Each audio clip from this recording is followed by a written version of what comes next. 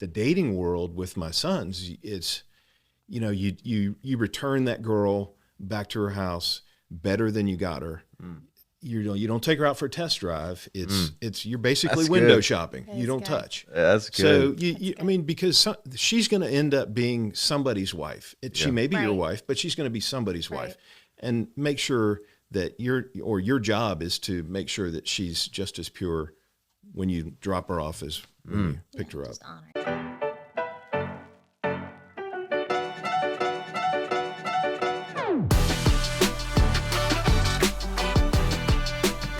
Hey, what's going on, everybody? Welcome to this episode of the Clover Hill Family Ministry Podcast. I am Charles. I'm Shay Smith.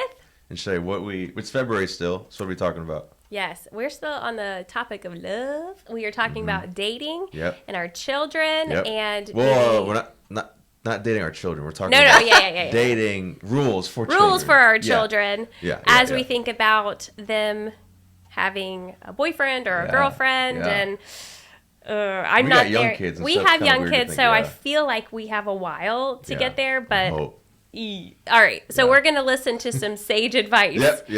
We are so excited to welcome. We have George and Julie Hobbs. Welcome to the podcast. Hi, it's great to be here. Nice to be here. Thank you for saying yes. And like I said, we're looking for some sage advice as we have little ones ourselves. We have a lot of people who are listening who have little ones themselves, or even like middle school and high school, all across the board. college, all of it. We're looking for wisdom. So first, start off just by telling us about you guys.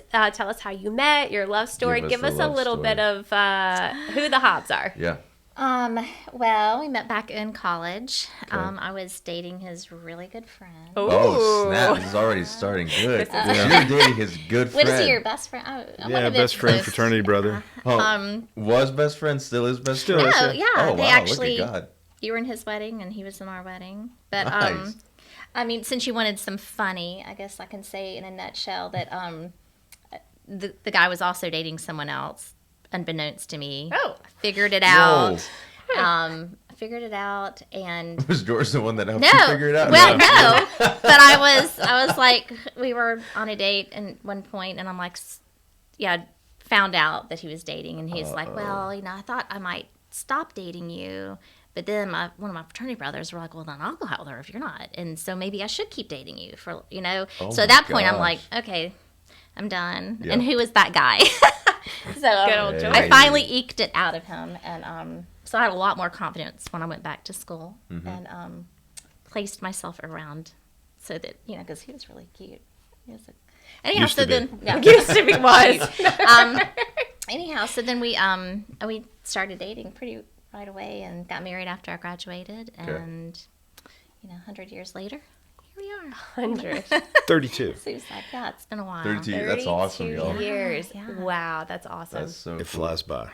It does. It flies by. Your kids will start dating like next year, it seems. Oh, gosh. Okay, so speaking of kids, so tell us. So, married 32 years. How many kids, current ages, where are they at in life? We've got 4. We had a girl, which we've got 2 boys, 2 girls. Okay. Girls are best to start with. Oh, okay. So I've heard. I never thought that, way. but that's they're born and they take your heart as a dad. Aww. So that was really cool to have a daughter first. Yeah. So then she's 28. Her name? Callie. Callie. Cool. Callie. Well, actually, it's Mary Callie. She doesn't like the word Mary anymore, but it's Mary Callie. She's 28, married, lives in Nashville, and her and her husband just had our first grandchild back in July. Oh, Named congrats. Lennon. Yeah. And, Congrats to special. Callie and congrats to you guys. That's incredible. Super special. So we've had one successful dating relationship. Okay, that worked. check. We've got a 26-year-old son and a 24-year-old son. And his And names. Yeah. the 26-year-old is George, but we call him Chase because I'm George, and I hated being called Little George when I was growing up. So he's George the Fourth. Oh, We call him Chase. Sick. Okay. That's cool. 24-year-old Henry, he lives in Birmingham, and 20-year-old Kate lives in. She's going to school in Birmingham. Very cool. Very cool. Okay. Wow. Well, Okay. hi to all the Hobbs kids if you're listening. Yeah, they're a lot of fun. Very That's cool. awesome. So just kind of the basic intro question, and then we'll kind of dig deep. So looking at, obviously, 4 kids. They all went through the stages of love and all those kind of things. And so I know you said one of them are married. I don't know about the other three, but that's not what's important. What I'd love to hear is simply just straight up, was there a general dating rule for the Hobbs household? There was. Probably the most consistent one was you're not dating anybody until you're 16. And that was boys, girls. We just left it that because it was just a good. Yeah. But let's preface that we're really old school. Okay. And one of the foremost things that we counsel the kids on was being equally yoked, meaning you're going to look for a Christian, but you're also going to look for someone who's has life, their parents raised their kids the same way. So like, your philosophies on tithing, what do you go to church, what you do on vacation, just your life philosophy, the more that those are equally yoked, you're just kind of on the same page. So we were very equally yoked, and both of our our philosophy we could have been raised in each other's house, and our philosophies it would have been the same. Yeah, and we were like a million miles apart, but because the philosophies were the same, dating was real easy because we were both raised really old school, and it worked. So right off the bat, I'll tell you that no one else that we knew of really had the rules that we had. So we're really old school. So starting out with you don't date till you're 16. Why start early? You got the rest of your life. So that was pretty hard and fast. And then we'll see. We made some lists here. Encourage them to date in groups, like not to. Okay. Be around people. Yeah. I mean, and get to know each other. So trying to counsel them that you're probably, and that was, George was very intentional about helping them understand that the likelihood is you're not going to marry this person that you start out dating. Might, but probably not. So become good friends. Don't rush into dating. Just really get to know. That doesn't mean you can't go out and go on a date and go do something together. But if the focus is purely getting to know someone and having fun and making greater friends, then you're not setting yourself up for more and more disappointment. Right. So there's a lot of intentionality. I love that word. I love intentionality. How were you intentional? And conversations, one-on-one, together as a family, and how early did those conversations start? I think that it all is intentional, and it was born of the fact that God gives us gifts, and we value, as humans, I value my house, I value my car, I value my jewelry, whatever you have that's value. And the physical things, I have lots. George, you do? I've got a lot. So, but we don't think we think the physical things, we don't think of the kids, and the kids are the greatest gift that we have. So it's being intentional with. Now, let me just pause. Was this something that you've learned and now you're saying, or from the beginning you and Julie were like? We knew it from the beginning. Yeah, that's awesome. Wow. Yeah.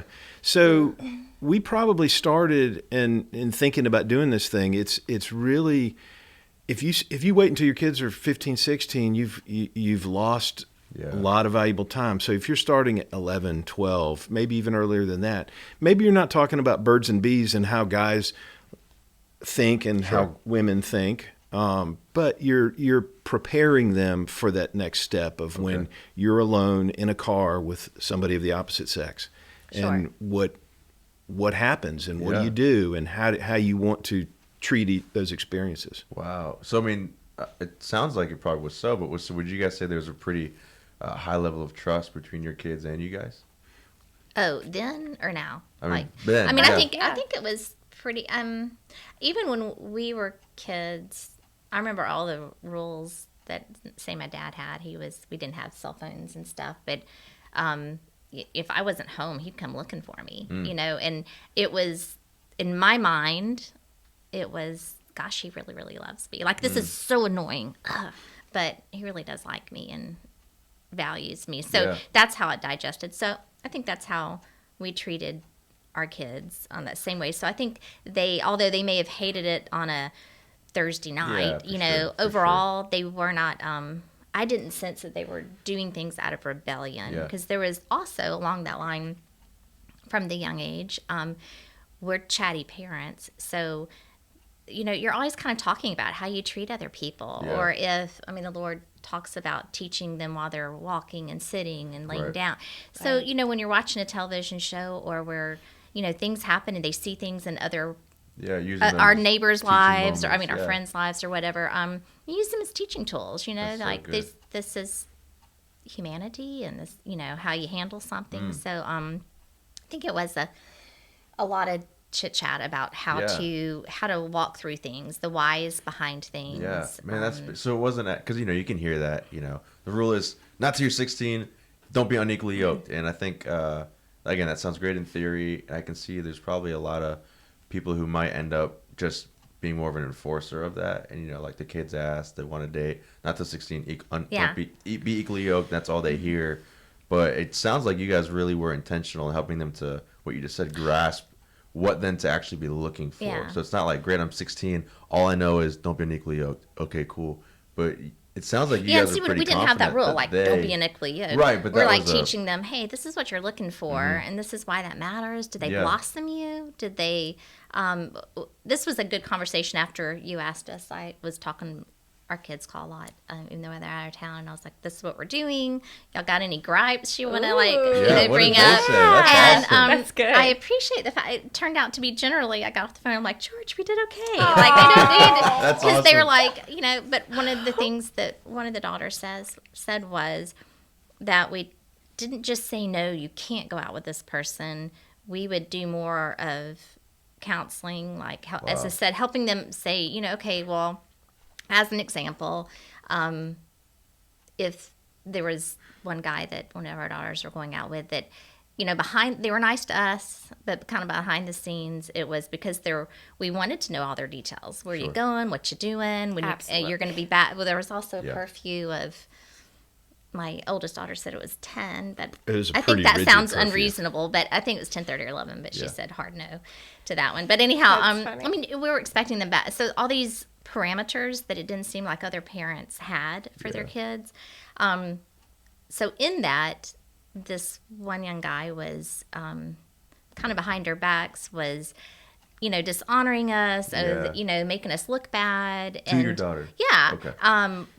Which, because we'd already pre-talked about a lot of those things and helping them understand that a guy or a girl will make you a better person, and they're going to support us because we want the same thing for you. We want you to be happy and have a great relationship. We're not, So understanding that, she was able to recognize that this person really didn't have her back, didn't really value her. But it was just, again, those conversations and understanding the why on her own. Right, that's what she was saying. Like, it was because we had spoken about the whys. At that point, she was in high school. She was probably. That's 17. That's huge, 16. Y'all.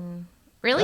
Yeah. That is big. Really? Yeah. That's super big. You helped develop her to know who to date, who not to date, what to look for, and she spotted it on her own early in her dating career or life. That's pretty wild. Well, and to hear that back from a kid, that was nice. So anyhow, I think it did work out, but there was, a lot of too much talking. Sure. There's negative sides of all of that. George, you mentioned the birds and the bees, and I have to go there. Go do it. I have to. All right.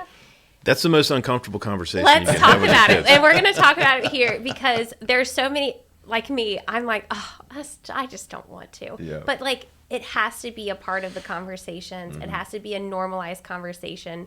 Did you guys normalize it as a family, as one-on-one? Would they say we could ask you anything, or was it, or is it no, we didn't really have those conversations, but tell us what the Hobbs did.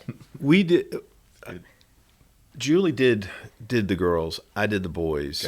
Just because it's easier, I think. It would, I think a dad could talk to daughters about, because dads have different insight of how boys are going to think. Yeah, and we did talk about. I was brutally honest about how what boys at 16, 17, 18 think and how they act and their reactions. But the conversation with my sons was, we really just went through a book. And what book? I think it was called Every Young Man's Battle, which went all through all your desires and that they're not alone. And it's really, it's applicable to 40-year-olds and 50-year-olds now. So it's not something that was geared towards preteen teenagers. George, how specifically for raising teen boys and to young men? I have 2 boys myself. He has a son. Like, we need to know, how do you do that well? I mean, the puberty stage really is already terrifying. The worst part about it is the odor that comes from the back of the car. It's bad. But I think that with teenage boys, it's just, number one, you need to model what a husband and essentially a lover does with his wife. So because they see that. They see, oh, my dad's something on a Sunday, but Monday through Saturday, he's completely different at home or he's completely different at work. And I needed to be that same person at church, at home, and the office. So modeling is probably the biggest key. And it's the toughest because it's easy to pop off at the mouth when you get upset. Right. But, yeah, I think, did that answer the question? Sure. And like specifically purity, and Julie, insert here too, and how you talked to all the kids or your daughters about again, the whys. Again, we're old school, so we agree with, we stayed pure and encouraging our kids to, because it is a gift. So again, we talked biblically to them about the whys of why you want to, and the blessing of coming to know each other. And not, again, it's kind of minimizing the baggage and the regrets. Again, if you're dating someone because you want to get to know them, go play tennis, go, roller skate, go do things, go hang out with their family. You don't have to, you minimize helping them find guardrails so that they're not in those situations. We did talk about how to get out of the situations. George was really good about, you blame us. Like, we will be like, okay, my dad's calling, I got to go home. That's fine. We'll take the blame. Cool. And by the way, you did go looking for one too. Like so throwing on that purity piece, we didn't have it with our first, but, eventually the GPS came on, and we all signed up as a family on one of the GPS things. And one was, if they needed us, we could get to them and find them pretty quickly. Love it.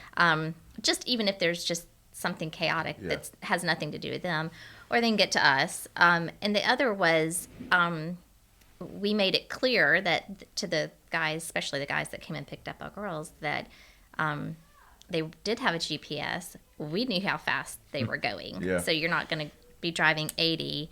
We're going to know that. We're going to know if you're driving recklessly because it tells us. And that's because we value these kids. And it's just, again, but when we did it, it was the whole parents should not be like all up in their kids' business. Don't be, that's their thing. And our position, again, was they're valuable to us. I mean, we know where our things that are valuable are, so we want to make sure. So again, that was back to the point of helping them with the purity.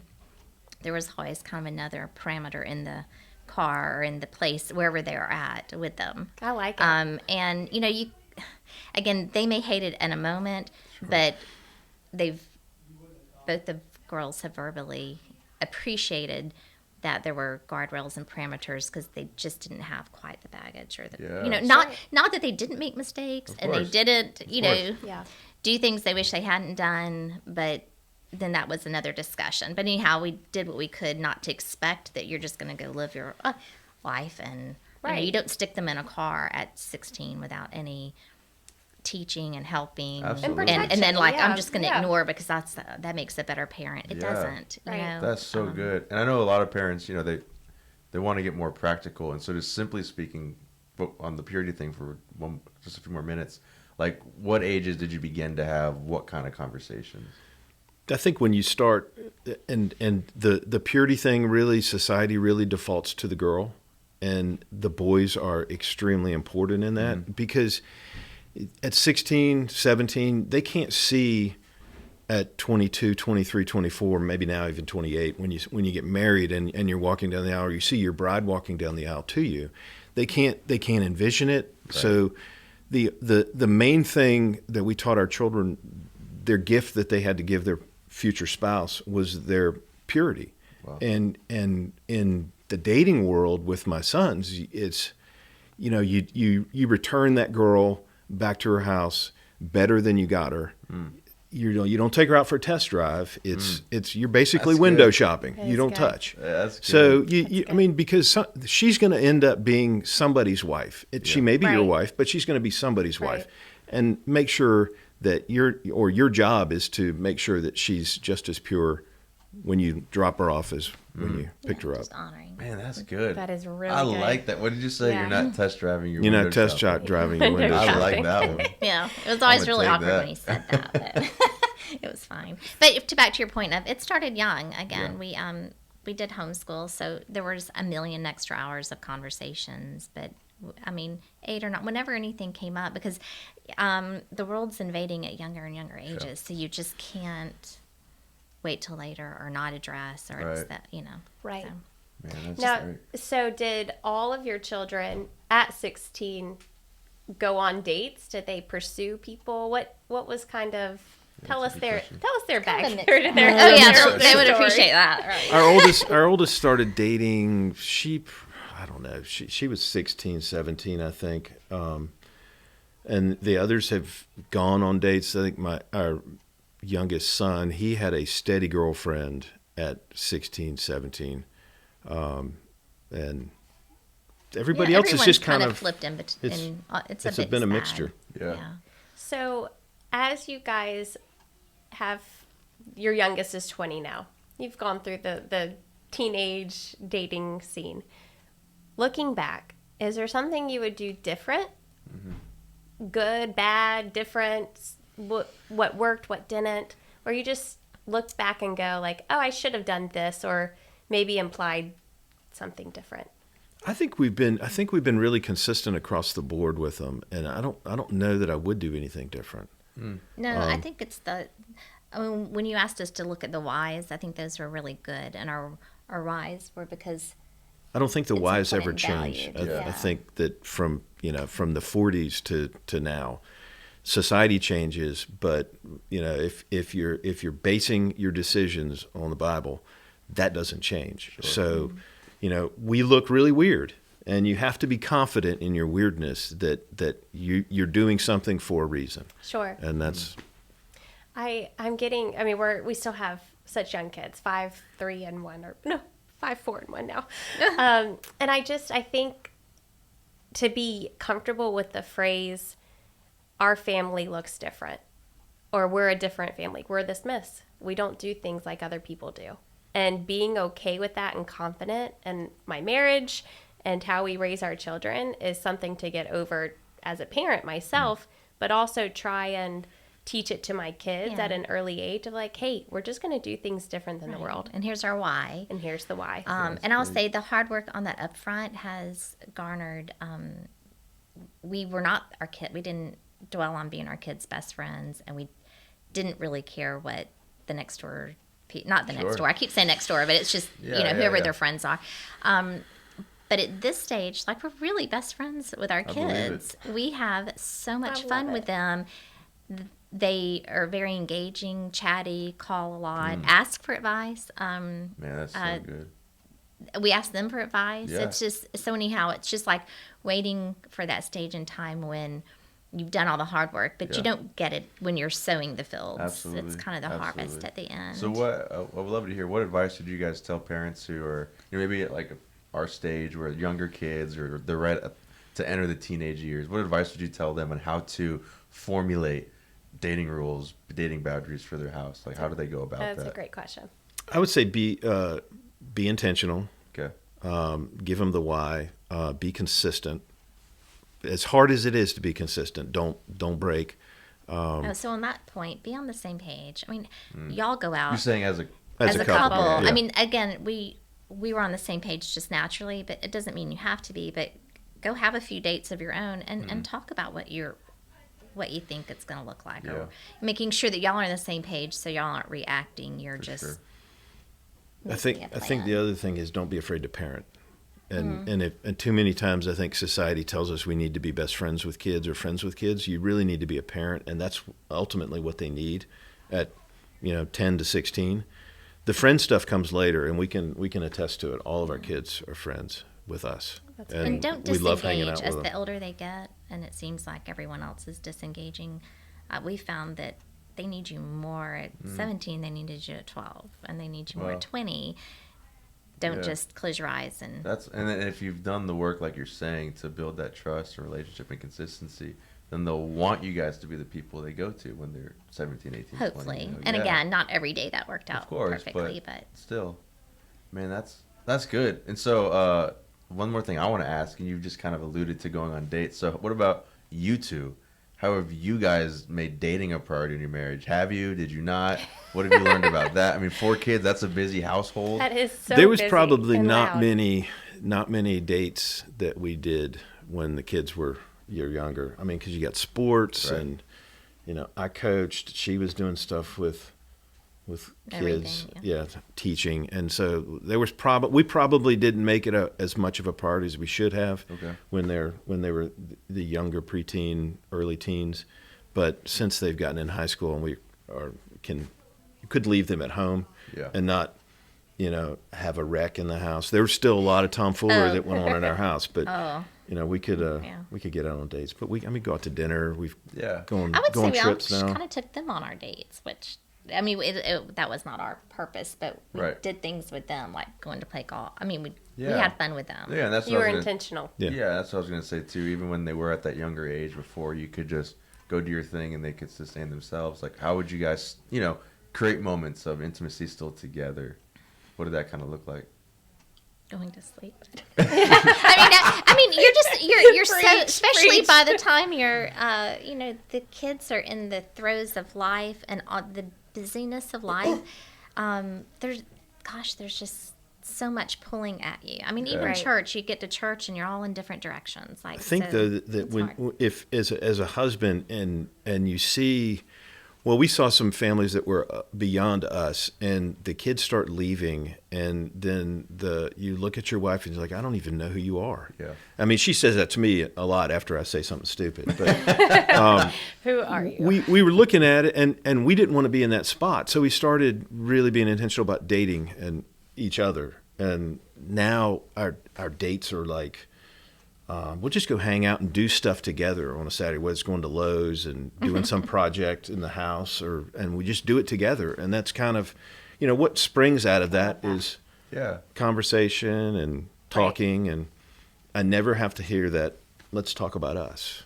Oh, right. As long as because that's the worst thing a guy can That's not hear. a great phrase. I do say it just to get a rise out of it. Yeah. I was thinking about that even with Christianity. I mean, you don't just go and do church on Sunday, so it's a way of life. So I would say that was our way of life. I mean, he treated me and loved on me Monday through the next Monday. Right. I mean, there was so that hit my love language. Wow. We also spent a lot of time on love languages because that really did seem to help to understand those. But so it was a consistent.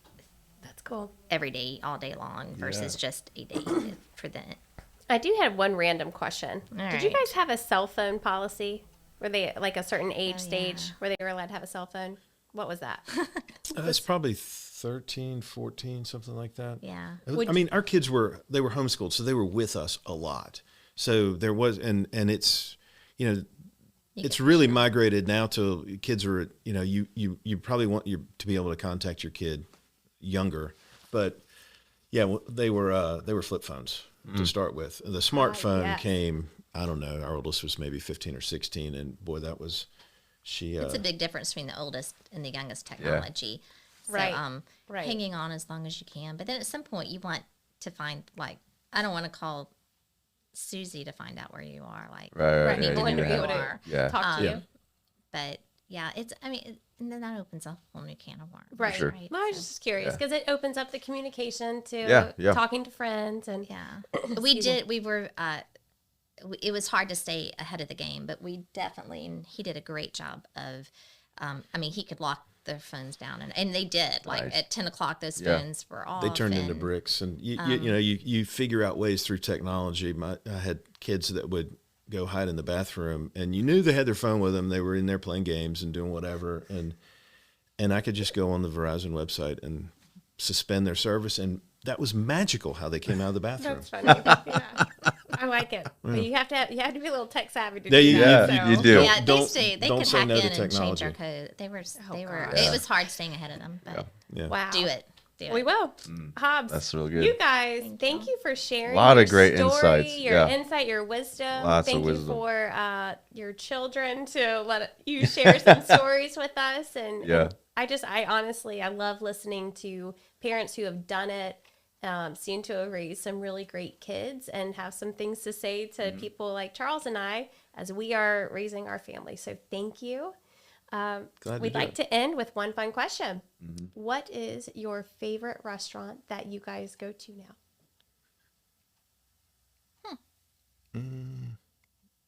You mean? Yeah, you can. It's probably Demi's.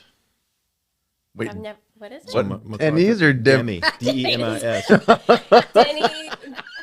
I really thought you said Denny's. Not Denny's, no. I was like, I'm not. Denny's. We both had crickets. We do a lot of different restaurants. Okay, DEM. DEMI. Okay, I'm sorry. So Demi's, where is it? Where is It's it? on MacArthur Avenue. Okay. Side. Yeah. What kind of food is it? It's Mediterranean. Oh. So friends from high school own it.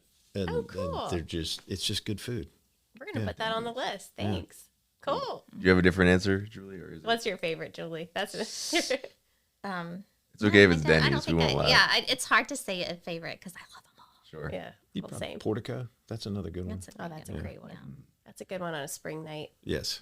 That's got to awesome. be outside of Portico. Yeah. That's good. Yeah. I don't even know the inside of Portico. It's tiny. Tiny. Man. Well, George and Julie, thank you all so much again. Really awesome stuff. I'm sure everyone that listened gained from it and is going to grow in their marriage and in their parenting know-how and insight for how to raise these kids. So I appreciate you guys. Thanks so much for listening, y'all. Thanks. Have a good one.